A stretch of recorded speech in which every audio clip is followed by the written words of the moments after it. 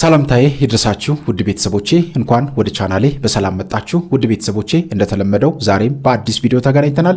እስከ ፕሮግራሙ ፍጻሜ ድረስ ከኔ ጋር ከቆያችሁ ብዙ ነገር እንማማራለን። ለዚህ ቤት አዲስ ሆናችሁ ቻናሉን ሰብስክራይብ አድርጉ፣ ቪዲዮን ላይክ አድርጋችሁ ጀምሩ። በቀጥታ ወደ ዛሬው መርሃ ግብራችን እንሄዳለን። የቡዳን መንፈስ ከላያችን ላይ ለማስወገድ ምን ማድረግ እንዳለብን 3 ነጥብ ብቻ አስቀምጬ እንለያይ። አንደኛ የቡዳ መንፈስ መጀመሪያ መኖርና ለመኖር ማረጋገጥ አለብኝ ስትሉ ምልክቱ ምንድን ነው? ያንን ትምህርቱን በደንብ ማዳመጥ ቡዳ ምንድን ነው የሚለው ቼክ አድርጎ በትምህርታችን ውስጥ ማየት ገብቶ በደንብ መመርመር። ቡዳ ምን ላይ ነው የሚቀመጠው? አይን ላይ ነው? ፊት ላይ ነው የሚቀመጠው? ምን የጎዳብኝ? ምን ያበላሸብኝ? እኔ የነካሁት ነገር በሙሉ የሚበላሽብኝ ከሆነ አዎ በእርግጥ ችግር አለ፣ ቡዳ አለ። ግን ደግሞ እኔ ራሴ አባካኝና አጥፊ የሆንኩት ገንዘብ ሳገኝ ብቻ ነው ወይስ ድሃም ሆኜ አባካኝና አጥፊ ነኝ? ቼክ ማድረግ አሟጦ መጨረሻ እስክትደርሱ ድረስ ድሃ መሆናችሁ እንኳን ራሱ አሁን አንዳንድ ሰው የሚበላው የሚጠጣው አጥቶ እንኳን ለአረቄ ሳንቲም አያጣም፣ ለሲጋራ ሳንቲም አያጣም። ምንም እኮ ሆድ ውስጥ እኮ ምግብ የለም። እስከ መጨረሻው ሰዓት ድረስ ከእናንተ ጋር ይፋለማል፣ ምንም እንዳይኖራችሁ አድርጎ። ቂምና ሳንቲም ኪስ ውስጥ አያድርም ይላሉ አይደል ሰካራሞች። እና በዚህ ልክ እስከ መጨረሻ ድረስ ድሃ ጨርቃም አድርጎ የለበሰውን ልብስ እስከ መሸጥ፣ ነጠላ ጫማውን ሸጦ በባዶ እግሩ እስከ መሄድ የሚያደርስ ሱስ ያለበት ሰው ከባድ የቡዳ መንፈስ ያለበት ሰው። ሴትም ከሆነች ልክ እንደዚሁ ሁሉ ነገሯ ምጥጥ አድርጋ ሁሉም ይከፋባታል። ጎረቤትም በራሷ ላይ ክፉ ትሆናለች። በራስ ላይ ክፉ መሆን ማለት ራስን አለመጠበቅ፣ ለራስ አለማዘን፣ ለነፍስ አለመጨነቅ፣ ለዘላለማዊ ሕይወት አለመጨነቅ ማለት ነው። ዝም ብሎ ተስፋ የቆረጠ ራስን ስለማጥፋት ብቻ ማሰብ ማለት ነው። ይሄ በራስ መጨከን ይባላል። የዘላለም ሕይወት እንዳላስበው ቢከፋም ቢለማ ምን ሳይሻል አይቀር የሚባል ነገር አለ። ምንድን ነው? ለክፉም ለደጉ ምን ሳይሻል አይቀርም ሲጻፉት እናንተ። ስለዚህ መንግስተ ሰማያትም ገነትም ቢኖርም ባይኖርም ሲኦልም ቢኖርም ባይኖርም ግን ደግ ሆኖ መኖር፣ ጾሞ ጸልዮ ሰግዶ ለአይምሮና ለህሊና ታማኝ ሆኖ መኖር ይሻላል። ቢኖርም ባይኖርም ስላችሁ እንደው የለም ብላችሁ የምታስቡ ከሆነ ኤቲስትነት ካለባችሁ ማለት ነው። መልካም ሰው ሆኖ ማለፍ እኮ ጥሩ ነው። ስምን ከመቃብር በላይ ስለሆነ ማለት ነው። ተዝረክርኮ መሞት መረሳት ነው። መሞት በአጠቃላይ መረሳት ቢሆንም ግን ስም ከመቃብር በላይ ነው። አንዳንዴ እሱ እንኳንም ሞተ የሚባል መሆን የለበትም። ይሄን አድርጎ እኮ አረፈ እንደው ትልቅ ነገር ሰርቶ አለፈ ይባላል። የዛሬ 20 ዓመት የተተከለ ችግኝ ነው ዛሬ ዛፍ ሆኖ ለእኛ መጠለያ ሆነው። እኛ ደግሞ ችግኝ ተክለን ደግሞ ለሚቀጥሉ ትውልድ ዛፍ እንዲያገኙ ማድረግ አለብን። እና ስለ ቡዳ መንፈስ ማወቅ ነው መጀመሪያው። ሁለተኛ ደግሞ በዙሪያችን ያሉ ሰዎችን ማየት። የእኔ ጠላት ማን ነው? ሰላቢም ቡዳ ስለሆነ ነው። ሰላቢ መንፈስ ምቀኛ የሆነ ሰው በእኔ ዙሪያ ማን አለ? የሚነካካብኝ ሰው፣ በእኔ ነገር የሚቀና ሰው የሆነ ነገር ስትይዙ ማለት ነው። አይ ይሄን ነገር እንደዚህ ብታደርገው ጥሩ ነበር። ሁልጊዜ ባላችሁ ነገር ላይ ኔጌቲቭ የሆነ አስተያየት ነው የሚሰጠው። ይሁን ችግር የለውም እድሜ አይኖረውም ግን ተጠቀምበት ይላሉ። አሪፍ ነው እንዴ ጥሩ ነው የገዛው ወይ ሲያምር፣ ኧረ እኔም እንደዚህ እገዛለሁ ምናምን የሚል እኮ ቢሆን ጥሩ ነበረ። አንዳንዴ ጥሩ ቅናት ነው እኔም እገዛለሁ ማለት። ግን ያደረጋችሁት ነገር በሙሉ አይጥመውም። ሁሌ ባደረጋችሁት ነገር ላይ ኦፖዝ የሆነ አስተያየት ነው የሚሰጠው። ይሄ ምቀኝነት ነው። የራሱን ኢጎ ሰው ላይ ያንጸባርቃል። ሳያውቀው ግን ቡዳ መንፈስ የሚያስተላልፈው ማለት ነው። ሶስተኛ ደግሞ እንዲህ አይነት ሰው መኖሮቹን ቼክ አድርጉ ነው ይሄ። ሶስተኛ ላይ ግን ተሰብስቦና ተጠንቅቆ መኖር። ቡዳ መንፈስ መኖሩን ማወቅ ትችላላችሁ። እቤት ስትቀመጡ ቤት ድረስ አንኳኩቶ ይመጣሉ የቡዳ መንፈስ ያለባችሁ። የት ጠፍተሽ ነው? በእርግጥ የሚያስቡላችሁ ሰዎች ሊመጡ ይችላሉ። ግን በተደጋጋሚ ምን እንደምትበሉ ምን እንደምትጠጡ ቤታችሁ ውስጥ ያለውን ጓዳ ጎድጓዳ ምናምን ቡና ለመጠጣትም በምንም ውሏቸው ሴቶች በተለይ እንደዚህ ቤት ውስጥ በሰፈር በምትውሉበት ሰዓት እንዴት ናችሁ ቡና የለም እንዴ ብለው በየቀኑ ይመጣሉ። በየእንትኑ የምትበሉትን ስንዴ ስንት እንዳስፈጫችሁ ጤፉ ምኑ ሁሉ ነገር ኢንፎርሜሽን ማወቅ ይፈልጋሉ። መረጃው የእናንተ ቤት መረጃ እንዲኖራቸው ይፈልጋሉ። ከዛስ ምንም ባያደርጉም እንኳን ቡዳው ይበላዋል።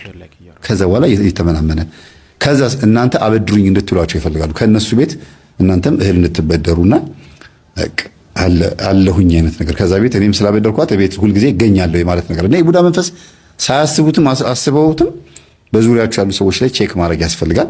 ሌላው እንደ 1 2 ብዬ 3 ብዬ ማልሰጠው ቁጥርም ማልሰጠው የቡዳ መንፈስ መኖሩን በጸበል በጾም በጸሎት በስግደት በደንብ አድርጋችሁ ወጥራችሁ ይዛችሁት ማስለፍለፍና ማነህ ከየት ነው የመጣኸው መቼ ነው የበላኸኝ ወይም ደግሞ ከእናት ማህፀን ነው ወይ ብሎ ጠይቆ ማወቅ ይቻላል። ይሄ ከቁጥር ውስጥ የማይገባ ዋና ጉዳይ ነው። ይሄን ይመስላል። እህታችን እንግዲህ ጥሩ የትዳር ዘመን እንዲኖርሽ ተስፋ አደርጋለሁ። እጮኛ ጓደኛ ይዣለሁ እያለች ነው። ያሳካልሽ ጥሩ ነው። ይሄ ቤተሰብ እንዲታረቅ ምክንያት የሆንሽው አንቺ ብትሆኝም ግን የበለጠ የእናትሽ ግልጽነትና የዋህነት እንደሆነ ነው የምረዳውና እኚህ ሴትዮ እቺ እናት አሁን እንኳን ሊፕስቲክ ልትቀባ ምን ልትል የምትለብሰው ቀሚስ ማጠቃላይ የምታደርገው ነገር ለሰፈር ሰው ትንግርት ነው፣ እንቆቅልሽ ነው የሆነው። ውሽማ የተባለው ሰውዬ ያ ቢስቱ የሞተችበት ሰውዬ እንኳን አንገቱን ደፍቶ ወደ ቤቱ እስኪገባ ድረስ ነው የዘጋችሁ ማለት ነው።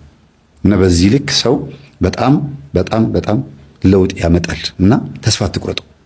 የማይለወጥ ነገር የለም። ሽባን እስከ ማዳን የደረሰችው ወይም ደግሞ በዚህ ልክ እምነቷ ጠንካራ የሆነው እግዚአብሔር ጸሎቷን እንደሰማላት ምልክት ነው የሰጣት።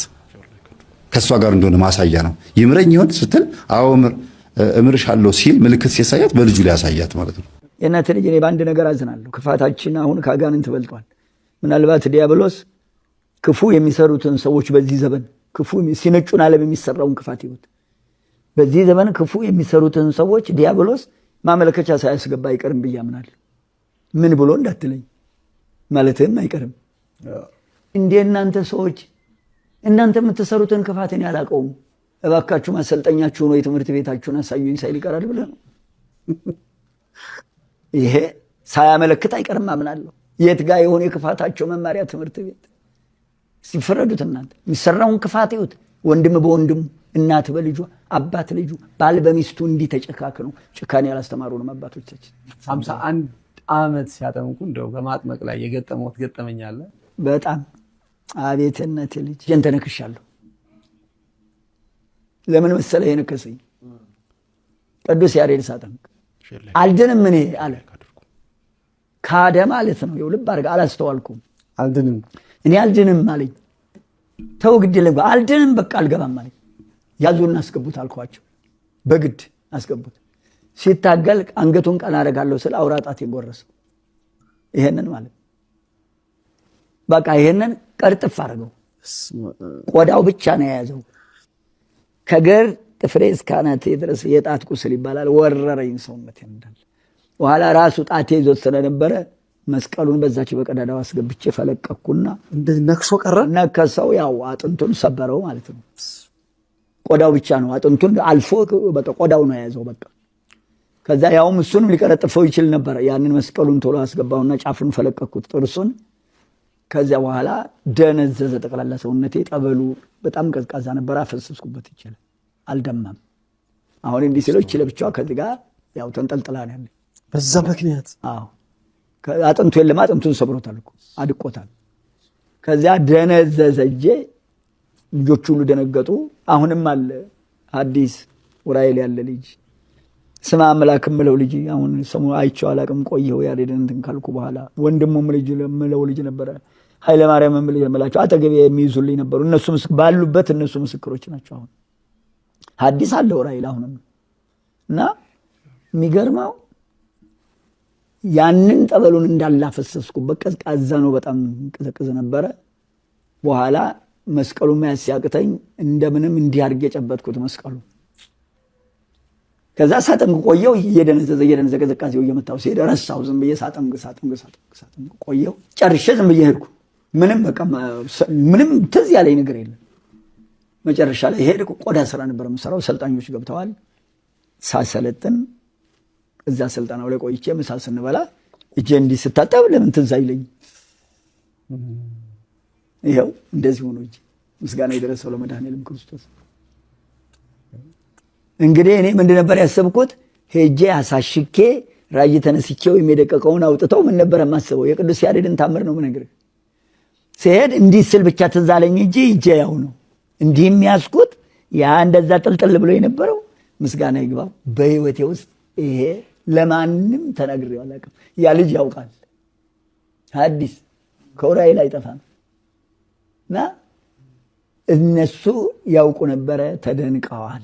ምስጋና ይግባው ይሄው እጄ አለ። ይሄ ከባዱ ፈተና ነበረ በማጥመቅ ውስጥ የደረሰብኝ። ጸሎት እምቢ ካልን በኋላ የሚከተሉት አይነት ትውልዶች መጡ። መውጫ መግቢያህን በአይናቸው የሚቆጥሩ ከዛም አልፎ ተርፎ ሁሉም በየደረጃው ፈታኝ የሆኑ ሰዎች እየተፈጠሩ መጡ። ሰው ለሰው ፈተና ከመሆኑ አልፎ ተርፎ ድሮ ለሰው ፈተናው ሰይጣን ነው። ሁሉም ሰይጣን እንደሚፈትነው ያውቅ ነበር። ዛሬ ለሰው ፈተናው ሁለቱም ናቸው፣ ሰይጣንም ሰውም። የጋራ ህብረት የተፈጠረበት ጊዜ ላይ ደርሰናል። ባለመጸለያችን የክረምት ስደት ላይ ነን ያለነው። ሰው ቤቱ ቁጭ ብሎ ይሰደዳል። በየአረቡ ሀገርና በየምድረ በዳው በየበረሃው በሲና ተራራ የሚሰቃየው አካላዊ ስቃይ ሲሆን አሁን ቤት ቁጭ ብለን እነዛ ከሚሰቃዩት በላይ ደግሞ ዛሬ ይኸው እንሰቃያለን። ቤት ቁጭ ብሎ መሰደድ ታውቃላችሁ? ቤት ቁጭ ብሎ መሰደድ ኑሮ አልሟላ ብሎ ጊዜው አልሳካ ብሎ በክፋት ተጠላልፎ በምቀኝነት ተይዞ የቢሮው ውጥረት በየአቅጣጫው ያለው ነገር ሁሉ ተዘበራርቆ ስንገባና ስንወጣ የሚጠብቁን ሰዎች የሚያስፈሩና የሚያስደነግጡ ሆነው ይኸውልህ እንግዲህ ቤት ቁጭ ብለህ ተሰደድክ።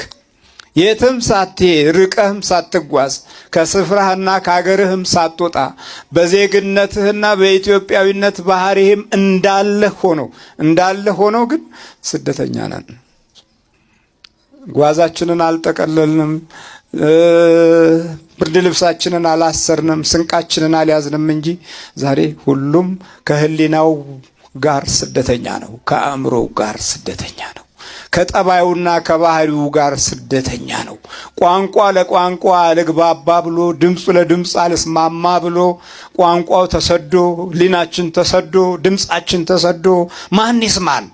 ለማን እንንገር? ለማን እናውራ? ሁሉም ተሰዷል።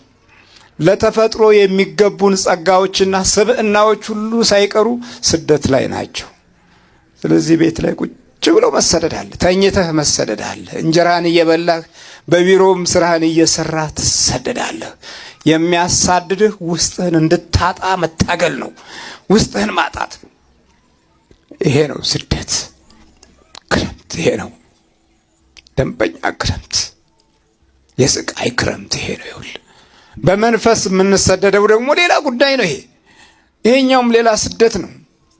ሲያቃዥህ ያድራል። ሐሳብህ ሳይስማማ ከጀመርከው ጋር ሳትገናኝ፣ ካቀድከው ጋር ሳትገናኝ፣ ከኑሮ ጋር ሳትገናኝ ስደት ነው።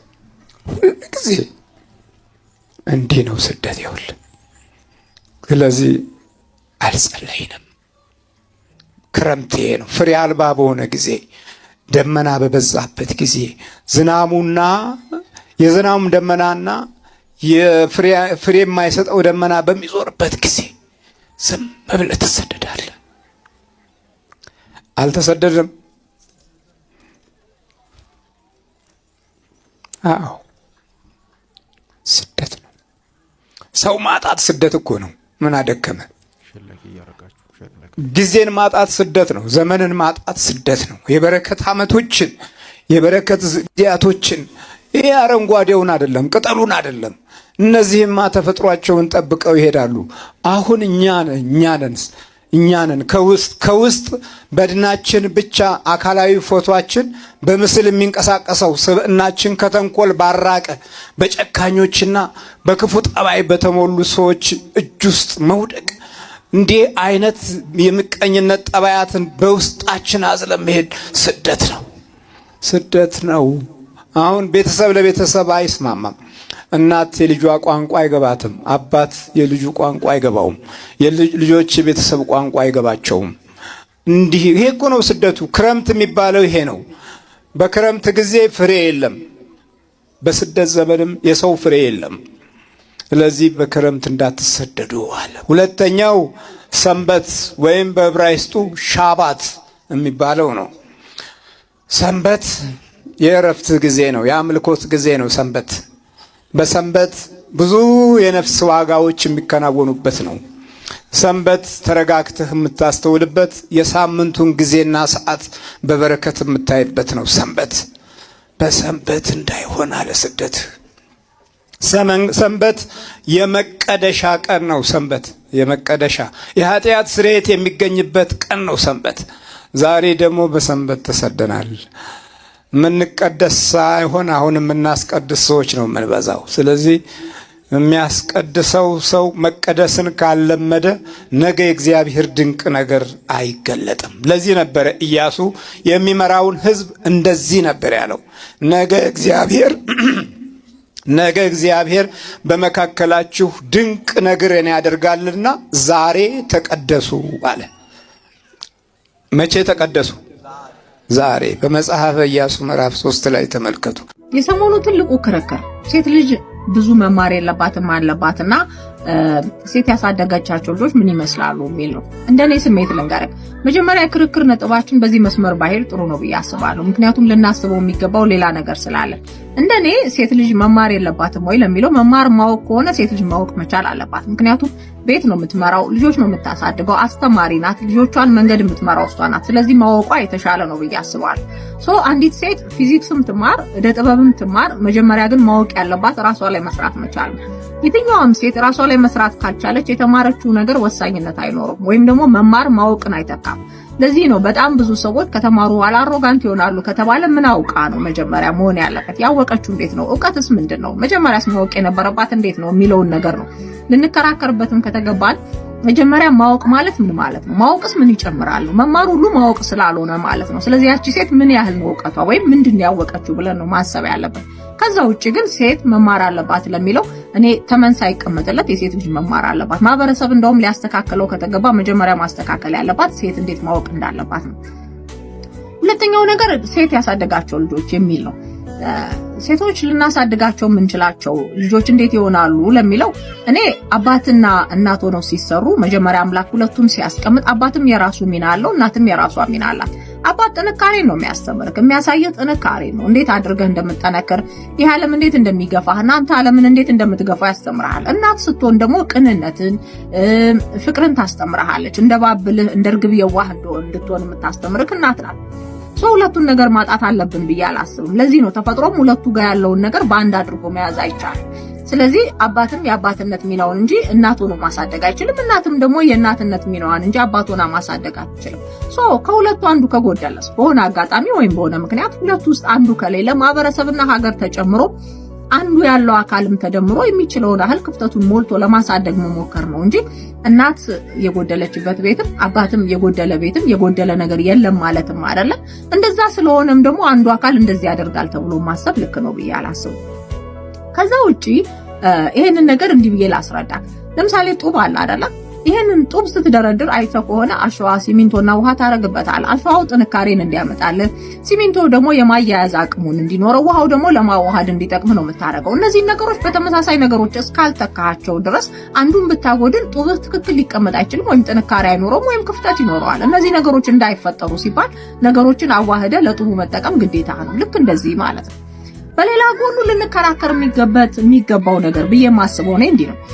ድሮ ያሉ አባቶች በፊት የነበሩ አይነት ኑሮ ኖረዋል። ይሄንን እንዴት ላስረዳ መሰለህ? በፊት የነበሩት አባቶች በቤታቸው አቅራቢያ ነበር የሚኖሩት። እርሻ ሊሰሩ ይችላሉ፣ ወይም ደግሞ ከብት እርባታ፣ እንደዚህ አይነት ነገሮች ሊሰሩ ይችላሉ። ከልጆቻቸው አቅራቢያ ነበሩ። ትክክለኛ የሚያስተማሩና ያኖሯቸው በዛ ጊዜ የነበሩ አባቶች ናቸው። ከአቅራቢያቸው ስለማይርቁ ሁሉም ሰው ቤቱንና ልጆቹን ማየት ይችላል። ነገር ግን ኢኮኖሚው በእነሱ ስለተደገፈ አባቶች መስራት ያለባቸው ስራ ቢኖርም እርሻ፣ ግብርና ምናምን ግን አቅራቢያህን ሳትለቅ የሚሰራ ስራ ስለነበር ጦርነት ካልወሰዳቸው ወይም ሌላ ምክንያት ካልመጣ በስተቀር አባቶች ልጆቻቸው ላይ ሰርተዋል። ቀጥሎ ያለው ትውልድ ሲመጣ ደግሞ እናቶች አሁንም ቤት ናቸው። አባቶች ላይ ኢኮኖሚ ተጭኗቸዋል። ነገር ግን እንደበፊቱ ከቤታቸው አቅራቢያ ወይም ቤታቸውን ሳይለቁ የሚሰራ ስራ ላይሰሩ ይችላሉ። ከተማ ቀመስ የሆኑ ሰዎች በተፈጠሩ ቁጥር ወደ ከተማና ከቤትህ ርቀህ ሄደ መስራት ግዴታ ይሆናል። ስለዚህ አባቶች ኢኮኖሚያቸውን ለማሟላት ሲሉ ርቀው ሄደዋል። በዛ ጊዜም እናቶች ቤት ነበሩ። እኛን ምናልባት በእኛ ትውልድም ወይም በሌሎች ጊዜ የነበሩትን ስታይ እንደዚህ አይነት ህይወት አላቸው። ብዙዎቻችን የእናቶቻችን ልጆች ነን ማለት ነው። እነዚህ ሰዎች ርቀው ስለሄዱ አባቶች ብዙ ጊዜ ቤት ባለመገኘታቸው ምክንያት ብዙ ነገሮች ወደ ልጆቻቸው ማስተላለፍ አይችሉም። አሁን የኛ ትውልድ ግን በጣም አስፈሪ የሚሆንበት ሰዓት ነው። ምክንያቱም እናትም አባትም ኢኮኖሚ ይጠበቅባቸዋል። ቤትን በጋራ ነው የሚያቆሙት። ስለዚህ መሆን ያለበት ምንድነው? ርቀው ይሄዳሉ። ከቤቶቻቸው ከኑሯቸው በጣም የራቀ ህይወት ይኖራቸዋል። ስራቸው ከቤት ነው የሚርቀው። ስለዚህ ልጆች በሶስተኛ ወገን እያደጉ ነው። ሞግዚት በሚባል ሰው ነው የሚያድጉት። አንድ አመት፣ አንድ ወር፣ አንድ ቀን እየቆየች በምትሄድ ሰው እየቀያየርክ በባህሪና በእንትን ልዩነት የምትፈጥር ሰው እያመጣክ ልጆችን እያሳደግክ ነው። እና እኛም መከራከር ካለብን ማሰብ ካለብን ይሄንን ነው ማሰብ ያለብን። በሞግዚት ለሚያድጉት እናትንም አባትንም አጥተው ነገሮቻቸው ልክ ለማይሆኑት ልጆች ምን እናድርግ? ማህበራዊ ሚዲያ ለሚያሳድጋቸው ልጆች ምን እናድርግ? አሁን ላይ ያሉት ነገሮች ከእናትና ከአባት እየተነጠሉ ስለሆነ ማህበረሰብን እንዴት እናስተካክል? እሱ ነው ሊያሳስበን የሚገባው እንጂ ወደ ኋላ ዞረን እናት ያሳደገቻቸው ልጆች እሱ እድል ነው። አሁን ላይ እኔ እናትም አባትም አግኝቶ ማደግ ከቻለ አንድ ሰው እድለኛ ነው። አሁን ላይ ግን ሁለቱንም የሚያጣ ትውልድ እያፈራን ነው። እኛ የምናሳድጋቸው ልጆች ሁለቱንም አጥተዋል። ሞግዚት ነው የሚያሳድጋቸው። ከዛም አልፎ ደግሞ ሌሎች ሀገሮች ይሄ ነገር ሲመጣባቸው ተጨንቀው እንደሰሩት አይነት የማህበረሰብ ጣቢያዎች ወይም ማህበረሰብ የሚያሳልፋቸው ነገሮች ወይም መንግስት በጣም ብዙ ነገር ትኩረት አድርጎ የሚሰራበት ነገር የለም። እኛን እያሳደገልን ያለው ሞግዚትና ማህበራዊ ሚዲያ ነው። ስለዚህ መከራከር ካለብንም ለዚህ ነው እንጂ ወደ ኋላ ዞሮ እናቶቻችን ላሳደጉን ወይም አባቶቻችን ላሳደጉን ብለን መከራከር አለብን ብዬ አላስብም። አላቅም እንግዲህ የሰውን ስሜት። ሰላም የእመቤታችን የቅድስት ድንግል ማርያምን በዓል የህዳር ጽዮን በዓል ማለት ነው ምክንያት በማድረግ አንድ 10 ቀን የፈጀው ጉዞ ወደ አክሱም ጽዮን አድርገን ነበርና እግረ መንገዳችንን በዛው በሰሜን ኢትዮጵያ በትግራይ ክልል ያሉትን አንዳንድ ገዳማት ለማየት ሞክረን ነበር። ያው የተወሰኑ ቪዲዮዎችን ለማጋራት ስለሞከርኩኝ ብዙዎቻችሁ ታውቃላችሁ ብዬ አስባለሁ። እና ይሄንን ጉዞ ባደረግንበት ጊዜ ላይ የገጠመኝን አንድ ገጠመኝ ለማጋራት ያክል ነው። እግዚአብሔር በሚያውቀው ጉዞን ባደረግንበት ሰዓት ላይ ባረፍንባቸው ቦታዎች ሁሉ የገጠሙን ሰዎች በጣም ፍሬንድሊ ነበሩ፣ በጣም በጎ ነበሩ። የሆነ ሰው እንግዶች ለመቀበል ያላቸው ፍቅርና ለኛ ያሳዩት ርህራሄና ቸርነት በጣም የሚደንቅ ነበረ። በቃ ረጃጅም ገዳማትን ስንጓዝ ስናርፍ ስንደክም እነሱ እኛን የተከባከቡበት መንገድ በጣም ይገርም ነበርና የመጨረሻ ቀን በእመቤታችን በዓል ቀን ህዳር 21 በዓሉን ካከበርን በኋላ ሁላችንም የምናውቀው ህዳር 22 በነጋታው ጠዋት ወደ መንገድ እንደምንጀምር ነው ወደ አዲስ አበባና ለሌት 10 ሰዓት እንደምንወጣ ተነጋግረን ነበር። የተለያየ ቀን ላይ ስንገናኝ ቀን በዓሉን ካከበርን በኋላ ማታ ከመሸ በኋላ 2 ሰዓት አካባቢ በቃ ለመጨረሻ ጊዜ ነው ቤተክርስቲያኑን ተሳልመን ተሰናብተን እንምጣ ብለን ከተወሰኑ ጓደኞቼ ጋር ወደ ቤተክርስቲያን ሄደን ወደ ጽዮን ማርያም ቤተክርስቲያን ማለት ነውና ቤተክርስቲያን ውስጥ ተሳልመን ምናምን ጨርሰን እየወጣን እያለ አንዲት እናት መንገድ ላይ ያገኙ። ከዛ ትንሽ ትግርኛ በተጫነው አማርኛ በደንብ በቃ ሰላም ካሉኝ በኋላ ቤቴ መተራት ካልበላ ብሎ አስጨነቁ።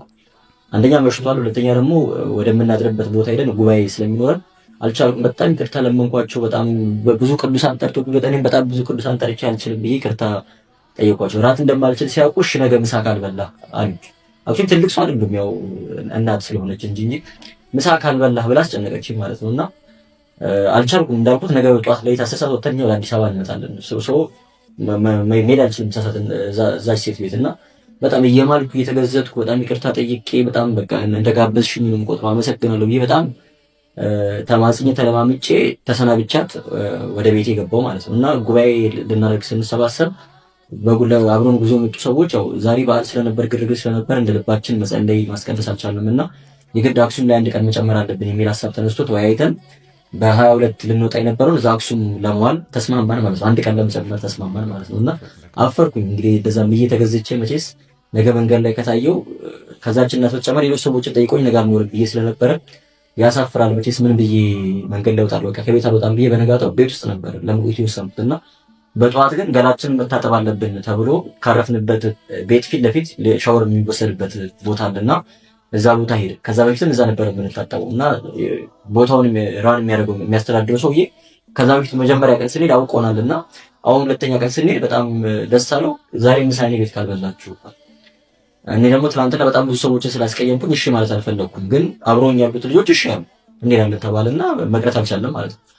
የዛን ቀን እንግዲህ ምሳ ሰዓት ላይ ውለን የሚያስቀንሱ አስቀምሶ ምናምን ወደ 9 ሰዓት አካባቢ ላይ የተባለው ሰው ቤት ምሳ ለመብላት ሄደንና ልክ ምሳ ልንበላ የሄድንበት ቤት በሩ ሲከፈት ትናንትና ማታ አልመጣም ብዬ ማልኩበት የተገዘትኩበት ቤት ነው የገባው። ሴትዮዋ በሩን ከፈቱልን ማለት ፊት ለፊት ተገናኘንና በህይወቴ እንደዚህ ደንግጬ የማውቅ አይመስለኝም። እኔ ከልጅነቴ ጀምሮ የጉራግኛ ቋንቋ እና ትግርኛ ቋንቋ ባቅ ደስ ይለኝ ነበር በህይወቴ። እንደዛን ቀን ግን ትግርኛ ቋንቋ ለመልመድ ፍላጎት አድሮብኝ አያውቅም። እንደው ሐሳቤን ባስረዳቸው በቋንቋቸው በጣም ደስ ይለኝ ነበር።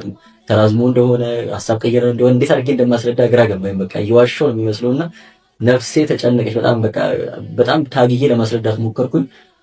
ያቺ ሴት ገብቷታል። በእርግጥ ከልቤ ስለጋበዝኩ ከልቤ ስለጠራው ነው እግዚአብሔር አምላክ ወደዚህ ያመጣ እንጂ ምንም የሚያሳስብ የሚያሳፍር ነገር የለም ማለችኝ። ጥሩ ምሳ በልተን ወጣንና በጣም ያስደነገጠኝ የሚያሳቀኝ አጋጣሚ ስለነበረ እግረ መንገድም ደግሞ በቦታው የነበሩ ክርስቲያኖች ምን ያክል በፍቅር እንደተቀበሉ እንዳስተናገዱ ለመግለጽ የሚመች ገጠመኝ ስለነበረ ለመግለጽ ነው። እግዚአብሔር አምላክ በእውነት ለሀገራችን ሰላሙን ለቤተክርስቲያንም አንድነትን አምጥቶ እንደ ቀድሞ ዘመናችን ደስ ተሰኝተን እግዚአብሔርን በጋራ የምናመሰግንበት የምናገለግልበት ዘመን እንደሚመጣ ተስፋ አደርጋለሁ። ሁላችሁም ስለ ሀገር ሰላም፣ ስለ ቤተክርስቲያን አንድነት እንድትጸልዩ ደግሞ እግረ መንገዴን ለማሳሰብ ወዳለሁ። እግዚአብሔር አምላክ የልቦናችንን ደጅ በቸርነቱ ይክፈትልን። ተዋህዶ ማለት ከሁለት አካል አንድ አካል ከሁለት ባህሪ አንድ ባህሪ መሆን ነው።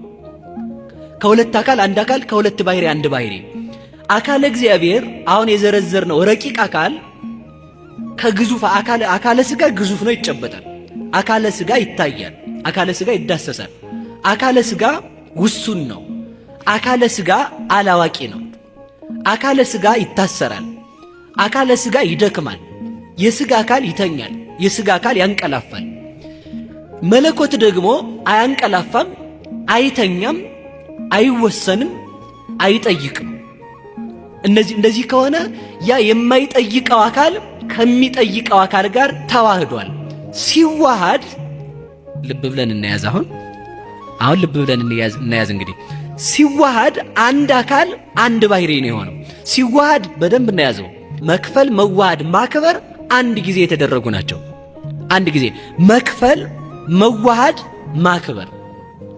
መክፈል አለ፣ መዋሃድ አለ፣ ማክበር አለ። እነዚህ ቅጽበታዊ ናቸው፣ በአንድ ጊዜ የተደረጉ። ለምሳሌ አንድ ሐሳብ ማንሳት እንችላለን። ሁላችንም እንደምናውቀው ሲከፈል መለኮ አካላዊ ቃል ሥጋን ከፍሎ ነው የተዋሃደው። ሥጋን ሳይከፍል ቢዋሃደው የእመቤታችንን ሙሉ አካሏን ስለሚዋሃድ እመቤታችን ራሷ አምላክ ትሆናለች ማለት ነው። ከፈለው። ያንን ሥጋ ከፍሎ ከእመቤታችን ከሥጋዋ ሥጋ ከነፍሷ ነፍስ ነስቶ ከፍሎ የዕለት ጽንስ ነው የሆነው። ያንን ሳይከፍል ከተዋሃደው እመቤታችን አምላክ ሆነች ማለት ነው። ላቲ ስብሐት እሷም ክብር ይግባትና እሱም ከፍሎ ነው የተዋሃደ ከሥጋዋ ማለታችን ነው። ሲከፍል ደግሞ ከከፈለ በኋላ ደግሞ ሳይዋሃደው ከቆየ ህድረት ይሆናል። በደንብ መያዝ ያለብን ከሌሎች ቤተ እምነቶች ጋር የምንለያየው በነገረ ማርያም በነገረ ቅዱሳን አይደለም። በጣም ብዙ ስህተት ነው ብለን የምንናገረውም ከዛ የተነሳ ነው። ነገረ ክርስቶስ ስለማይገባቸው ነገረ ማርያምን አይቀበሉትም። እመቤታችን ኃይለ አርያማዊት ናት ብለው የጻፉ ሰዎች አሉ። የሥላሴ አራተኛ እንደዚህ አይደለችም። የሥላሴ አራተኛ አካል አይደለችም እመቤታችን። ሰው ናት። ከሥጋዋ ተከፈለ። እሷን አልተዋሃዳትም። የተዋሃደው ከሥጋዋ ከፍሎ ነው። የከፈለውን ሥጋ ሲዋሃደው በከፈለበት ቅጽበት ነው። በደንብ የምንይዘው ነገር ማለት ነው። በከፈለበት ቅጽበት ከሆነ ቆይ አሁን አንድ ጥቅስ እናንሳ። ወዘታወጽኦ ለሕፃን ማቆ ብእሲ ወትፌኖ ውስተ ማኅፀነ ብእሲት ወተጠበልሎ በሰፋድል ረቂቅ ወተሰይሞ በ40 ዕለት እመኒ ለነዲይ ወእመኒ ለብይል ይላል ሊቁ በቅዳሴው ሲናገር።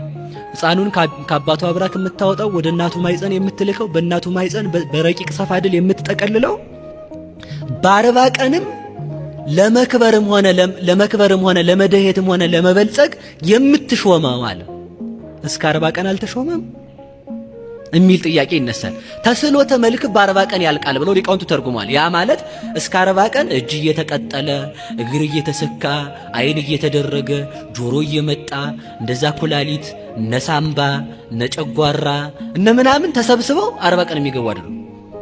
እንግዳ ምን ማለት ነው? በ40 ቀን ያ ረቂቅ የነበረው አካል ውሃ የነበረው ጽንስ ዘር የነበረው ደም የነበረው ጽንስ በ40 ቀን መልኩ ይታያል ማለት ነው እንጂ በ40 ቀን ነፍስ የምታድርበትም አይደለም። በ40 ቀን መልክ ተሰርቶ ሕንፃ ሰሪ መጀመሪያ መሰረቱን ይሰራል፣ ውሃ ልክ ያወጣል፣ ቀጥሎ ቢም ያስራል፣ ቀጥሎ ግድግዳውን ይሰራል፣ ቀጥሎ የጣሪያ እንጨት ያጋድማል ያደርጋል። ከዛ በኋላ ቆርቆሮ እንደሚሰራ እግዚአብሔር ዝግ እያለ ከራስ ወይ ከልብ ጀምሮ ሰውን የሚፈጥር አይደለም። ስለዚህ አንድ ጊዜ ሰው እንኳን ሲፈጠር ነፍስ ሥጋ አካል ሰው ሲጸነስ በተጸነሰባት ቅጽበት ነፍስ ከሥጋ ጋር ትዋሃዳለች። ከአባት አብራክ ዘር ተከፍሎ በእናት ማኅፀን ባደረ ጊዜ አንድ ሰው እንደሚሆን የዕለት ጽንስ እንደሚሆነው ሁሉ አካላዊ ቃል ከመቤታችን ከሥጋዋ ሥጋ ከነፍሷ ነፍስ ነስቶ ሰው በሆነባት በዚያች ቅጽበት መለኮት ከሥጋ ጋር ተዋህዷል ነው። ምንድነው እየሰማ የምትለው? ዊኖ እኮ እንግዲህ ለቃሉ ይቅርታ፣ ለሊቱን ሙሉ በቃ እንደዚህ በጅልነት ወይ ጌም ሲጫወቱ ወይ ሰምቲንግ ምናምን ስንት ሺህ ሰው ቁጭ ብሎ ለሊቱን ሙሉ ልረዳው ማልችለው ነገር ነው። እና እንዴት ነው መለወጥ የፈለግከው? እንደዚህ ነገር ሊቁጭ ይላል ስክሮል እያረክ ይዋልክ እንዴት ነው መለወጥ የፈለግከው? ናይት ክለብ እንሂድ የሚሉ ጓደኞች እያሉ ፌዝ ቀልድ ብቻ ምናምን ዓለማዊ ነገር ላይ ብቻ ትኩረት የሚያደርግ ሰው ጋር እየዋልክ ስለምን ለውጥ ነው እያወራኝ ያለው? አይሆንም። ሰው ለብቻው አይሆንም ማለት ሞክረዋል ደግሞ ማቅቷል። እና ይሄ እንደው ጸሎት ንስሐ ምናምን የሚለው ነገር እንደው በጣም ፌመስ የሆኑ ሜቶዶች ስለሆኑ እነሱን ተወውና ያልገባህ ነገር ኢንቫይሮንመንትን ማስተካከል አለብህ። ቀድመህ ውጣ። በቃ ይሄ ለሊት ወደ ቤተክርስቲያን ደርሶ ሲመለስ የምታየው የሆነ ጎረቤት አለ አይደል? ሄደህ ራስን አስገዛለት። ኢጎን ገለህ እባክህ ጓደኛ አድርገኝ ጧት ስትል ለሊት ቀስቅሰኝ ባለው እንዲህ ወይናት። እና ይሄ አሁን ሰው ጓደኞቹን ከቶፍ እንዲያደርግ ምናምን አይደለም፣ ግን ወርዝ አያደርጉም። እግዚአብሔርን ከማጣት ጓደኝነት ወርዝ አያደርግም። በይዘይ ከቻልክ ነገራችሁ። በቃ እስከ መቼ እንደዚህ አይነት ሰዎች ምን ነው? በቃ አብረን ኃጢአት ሰርተናል አብረን ንስሐ እንግባ በል። ያ ፍቃደኛ ሆኖ አንተን ወደዚህ ፑሽ የማያደርጉ ከሆነ እግዚአብሔር ነው የሚያዋጣ። እውነት ምንም ነገር ኢንቨስት አድርጎበት የሚያዋጣው እግዚአብሔር ሽልማት ስላለው ማለት ነው፣ እርካታ፣ ሰላም ስላለው። እና የምር ለውጥ የሚፈልግ ሰው ኢንቫይሮንመንቱ ማስተካከል አለበት። ለዛም ሰንበት የቤተክርስቲያን አገልግሎት በጣም አስፈላጊ ነው። እዚህ ጋር እኛ ጀላቲ መጥዋት አንችልም ነበረ፣ በረዶ መጥዋት አንችልም ነበር መንገድ ላይ። ለምን? ሰው ያቀናል። የቤተክርስቲያን አገልግሎት ነው።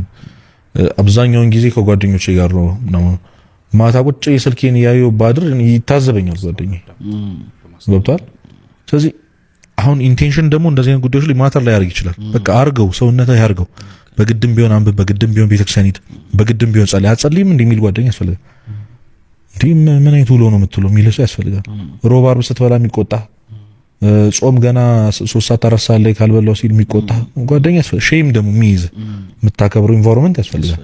እኛ እንዳልኩ ሰንበቴ ላይ መጽሐፍ አላንበብ እኛ በጣም ነበረ ሰውም አይመስልም። በቃ የሆነ ምን እያነበብክ ነው ምናምን ትባላለህ። ከረንትሊ ያነበብኩ አይደለም ማለት የማትችልበት ኢንቫይሮንመንት። አሁን ይሄ ኢንቫይሮንመንት ወደድክም ጠላህም የሆነ ደረጃ ላይ ያደርሳል። ያንን የምጠላውን ኃጢአት እንዳትሰራ የሚያደርግ ኢንቫይሮንመንት፣ ቤተክርስቲያን ማደር፣ ቤተክርስቲያን መመላለስ፣ ቢዚ መሆን ማለት ነው። እና ሱስ ነው አብዛኛውን ክፉ ልማድ አለበት፣ ሱስ አለበት አይደል?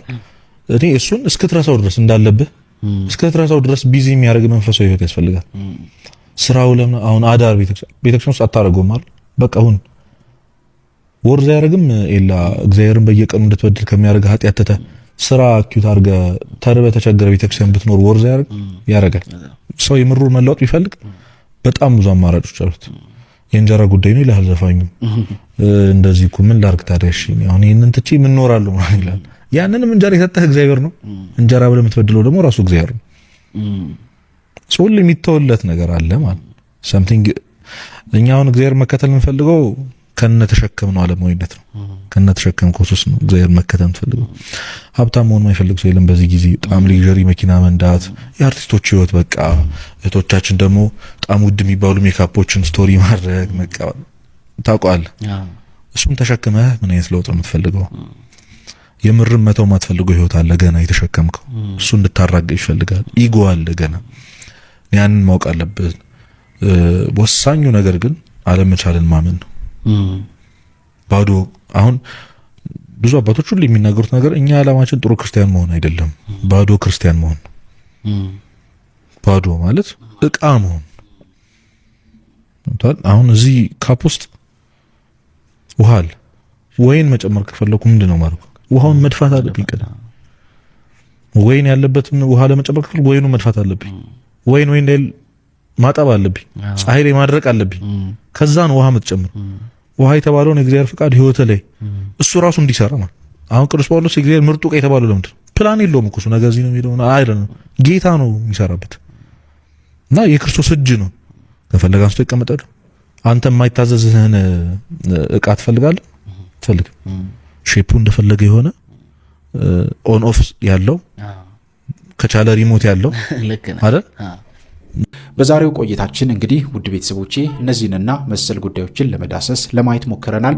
በቀጣይም እንደዚሁ የሚያነቁ የሚያበረታቱ መንፈሳዊ ትምህርቶችን መንፈሳዊ ቪዲዮዎችን ይዤላችሁ እስከምንገናኝ ድረስ የቅዱሳን አምላክ ከሁላችን ጋር ይሁን። በሀገር ውስጥም ከሀገር ውጭም ያላችሁ ኢትዮጵያውያን፣ ኤርትራውያን ቤተሰቦቼ ሰላም እግዚአብሔር ከሁላችሁ ጋር ይሁን እላለሁኝ። እንበርታ፣ እንጠንክር።